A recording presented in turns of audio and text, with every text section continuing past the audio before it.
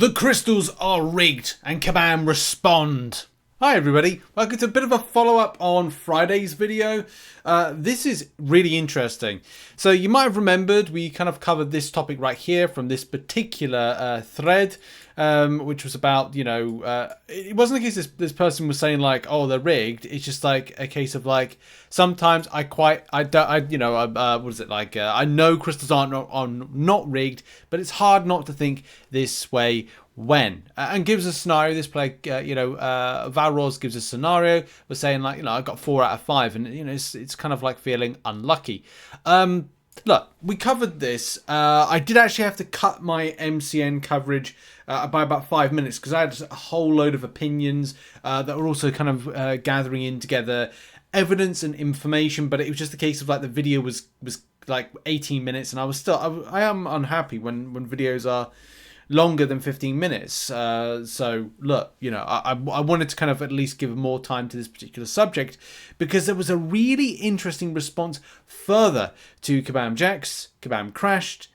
Kabam Mike came in with a mic drop. With kind of like interesting information which we haven't seen Kabam put out. So a bit of TLDR this if you didn't watch the long 18 minutes video, or click the pinned comment, the little tab thing that allows you to skip. TLDR is that obviously players look at these situations and go, look, it's really annoying when you get multiple versions of certain champions. I think I gave an example, or I might have edited it out, when me and Fist used to do combined featured crystal openings, and you see a lot of times him getting exactly the same champions. And of course, for a lot of players, it isn't very good because then you want to stimulate your roster, you want to take it in directions. But if you're not able to select certain champions, or get certain champions, then you've got to rely on those yearly selectors, which is a problem in itself. It's like saying, Kabam say, use your units to get revives and health potions, and I think energy to kind of get through quests. Yes, but no, because a lot of players, especially if you're free to play, will either use featured 6 stars or they'll save up their units to try and get selectors in July 4th deals, in Cyber Weekend deals, in other deals as well, which they have to use the units for if they specifically want to target a champion, or they do Arena. But Arena, as you know, is an incredibly hard slog. And that is the problem that we're kind of left with this, where players are feeling, I would say salty, but look, it's from good reason. You save up your shards, you hoard your shards, you hoard your units for these things. So it's tough. But yeah, we went over what Dr. Zola said, which was, I agree with the PRNG seems to, in many instances, to tilt against us. Sometimes it's that your own cognitive bias, some of it's your own distorted sense of what random means, and some of it, I think, is the way that our game's PRNG sometimes seems to produce clumpy outcomes. I've wondered often over the past decade of this game about all of this. I don't believe anything is purposely meant to confound us, but I'm also a believer that there's some much code overwritten on code that is difficult for anyone to know how things actually work sometimes, Fair point. Look, there's a lot of stuff we don't know about Kabam behind the scenes. Tinfoil Hat Brigade can come out on these situations. It's up to you how you want to look at this particular situation. Do you trust Kabam? Do you not? Well, unfortunately, we have to trust in them to some degree because they're the developers of the game. It'd be like me creating a game and you have to trust me that I'm not going to scam you the same way from a playing aspect or a financial aspect, either which way. The same thing with other games as well when it comes to loot boxes. I remember there's a YouTuber that's still going at the moment, who was I think part of a CS:GO skins scam. I think it was like, is it like Syndicate or something? And it's like the element of trust, isn't it? You put trust in the same way that you go into game right now and look at these. If I can click on it, come on, load. It's not even on there. And you click on the drop rates, and you've got to trust when you click on these drop rates. When they're down here, like they are going to be what they say they're going to be. But of course, there's different ways to approach it from a. Well, how am I expected to get a certain champion from this one? And this is when we did talk about on the video about how Kabam crashed would kind of describe this to a player, which is as follows. Explain how I opened 24 Magica Paragon crystals bought with money from store, 5 of the daily Valiant special crystals from store with real money, and 10 of the new Serpent Paragon crystals units in the past 24 hours, and not even a single one did I get so much as a 6-star. Of course, that's very disappointing. I think you get free, depending on where you are, a 6-star guaranteed Serpent from that, which is good. It's better than it was. Like, I'm not saying that Kabam get like a pass to say it's brilliant. Kabam are fantastic when it comes to drop rate, but it's definitely better than it used to be when I first started off in the game, where it wasn't as good for the drop rates of any champion. You know, you were spending hundreds of pounds, hundreds of dollars, whatever it is, to get 4 stars. Just let that sink in for you. And you weren't even getting the 4 stars. You were likely getting 2 stars. Those featured prems, honestly. Oh, those were the days. Those were the days. But Kabam Crash says, the odds of this happening are roughly 1 in 25. So I guess you need to ask yourself, do you think there are more or less than 25 people who play MCOC? And that is your answer for not only how it could happen, but why it's also certainly happen. Okay.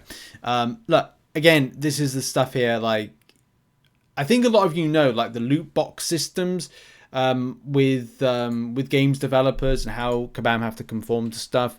Loot boxes, Canada gaming. So there's probably going to be something that it comes in this. Like, here's a good example, if I can. Oh, it's got to be a white screen. I hate when it's going to be that. So there's like somebody's like done a lawsuit. So this comes from, what is it, head of business games business, but whoever this is. I think it's like an EA suit or something. Canada judge says that the plaintiff's claim that loot boxes in EA games constitute unlawful gaming was bound to fail. However, Judge Justice Fleming will allow the class action suit to proceed based on the accusation that the loot boxes in EA games may have adopted deceptive acts or practice. Plaintiff Mark Sutherland has accused EA deceptive and it's too late for me to unconscionable acts of practice under British Columbia Business Practice and Consumer Protection Act. He brought the claim on behalf of residents in British Columbia who have paid for loot boxes in over 70 EA games since 2008. Oh, they've done it like that rather than individuals suing. They've done it as a class action. Interesting. As part of the claim, Sutherland alleges that by selling loot boxes, EA has engaged in unlawful gaming or gambling, which is in breach of multi-offences in Part 7 of the Criminal Code. The judge concludes that Sutherland's claim around deceptive acts and practices may proceed. However, the other part of the lawsuit around gambling would not. The plaintiff has been given leave to amend his notice against EA around unconstitutionality. These are 2 long words, and I'm recording this about 11 p.m. But not as it relates to allegations of unlawful gaming. Okay, interesting. That a lot of this is very interesting. So if you're looking to do a class action suit, there you go. Look, I just brought that in because I thought it was interesting against like how you kind of like, look, we get into a different situation when we're talking about, oh, is this gambling? Is this this? Is this that? When a lot of other games do exactly the same. So take it as it is. I would have hoped back in the day Marvel Contest of Champions would follow suit with a lot of games, which is if you want to get a skin or you get something like, not consumable, but something you get to keep, that you get to keep it. So it's like in World of Tanks, you buy a tank, you get to keep the tank forever. It doesn't go from your account the same way. It'd be like, oh, can I buy a 6-star? Well, you get to buy the 6-star with, you know, units or whatever, and you get to keep it. Kabam have only recently, in the last year and a bit, done that kind of like Serpent thing, which is you get the pre-release bundles with Serpent in there as an example. These ones on screen right now. So look, you can do that and you get to keep it. That's better. It's still pretty expensive in all actuality, but look, at least they're kind of offering something to spenders that get to keep it. But I've gone off track because the featured 6-star is very important to the players. It's important to me. I wanted to pick up a good chunk of champions. I did, and I was very happy about what I picked up. But I think we've got to be a bit real. It is RNG. And Kabam, of course, saw this thread. This thread actually kind of like want to say blew up, but it kind of blew up. I think it was because it's intrigued players. You know, people want to know more about this. Of course, DNA 3000 has his say on matters and is like talking stuff. And there's a lot of discussion, back and forth, blah blah blah, blah blah blah blah blah, yada yada yada. We're having a talk about something, and how it works is with forums and the internet is you have a topic. The topic goes off topic and then has to expand to different areas because people decide to kind of like raise a point with it. If you raise a point with it, people dispute the point then branches off into several other things, and by the end of it you've got a multiversal based conversation about something that's gone completely off the rails. There we go. Now we're talking about Honolulu to California. There you go. I thought we were talking about RNG when it came to like things being rigged. I love the internet. It's so, I'd like to say it's very complex, but a lot of the time it's just, sometimes you just think, I'd love to go back to be caveman, living cave, me go hunt elk, make elk fleece thing. Anyway, the point that I'm getting to, because hey, we've got to bring it back to the original topic and not talk about a walk from Honolulu to bloody California, is this. This is data. And I'd love Kabam to release and talk about stuff. You know, if people were talking about a discussion about crystals here, numbers here, this is interesting data. This gives you the idea of how many 6-star hero crystals have been opened. Like, it doesn't really give an idea. Like, I'd have to do the sums on it of how this is being kind of how many crystals have been opened. I'll probably have to do it. My intrigue is going to like absolutely just destroy me. But let's go with 1, 2, 3, 4, 5, 6, 7, 8, 9, 10, 11, 12, 13, 14, 15, 16, 17, 18, 19, 20, 22. Okay, 24 right there. Calculator. 24 times. And we'll get back to something in a minute. 2,500 and let's just go with 25,500. We're just going to go with that. I'll talk about why that is in a minute. That means that 612,000. Is that right? 612? So 24 rows, if I've got that right. 1, 2, 3, 4, 5, 6, 7, 8, 9, 10, 11, 12, 15, 16, 17, 18, 19, 20, 21, 22, 23, 24, 20, okay, 24.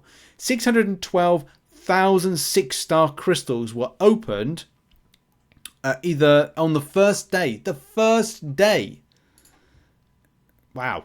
600, it's there. 600,000 crystals open. It's always better to read first, isn't it? It's always best to read first, Richard. So that's incredible, right? But it gives you an idea of like, and people may say, well, what's so important about this? It is very important because if you're reading and you're understanding, and what have you got to understand? That on average, about 25,500 were opened of each individual type of champion, by the way. Those particular features are, where's me arrow? There we go. So of those, White Tiger. So White Tiger's down at the bottom there with 25,325. Onslaught 25,567. Kushala 25,607. 77 as well. Ironheart 25,573. I'm blocking. What else I got? Chilth 25,561. Bullseye 25,387. And that's it, unless I've missed off one of them. But the point, again, we always got to come back to the point of this video and why we're covering it, is that on this, the highest number, 25,677, I think it's that. So the most out of those, they're all kind of equal at 25,500, except for Xerxes, which is a lot lower. Yeah, I think that's pretty much it. So they're all over 25,000. and close to that 25,500 mark. Very interesting. Really interesting. So, of course, this is the information as I said, I'd love Kabam to share this more, but this was an eye-opener. 600,000 crystals, over 600,000 crystals were open on day one. Day one! For the GTA RP people that watch my videos, they will know that reference. But yeah, incredible. What is everyone's thoughts on this? I love this info and this data. Did you think it was rigged? Does this prove a point? Does this not? Does this make you put the tinfoil hat on still? But yeah, thoughts in the comments. Thanks very much for watching, and I'll see you in the next one. Bye bye for now.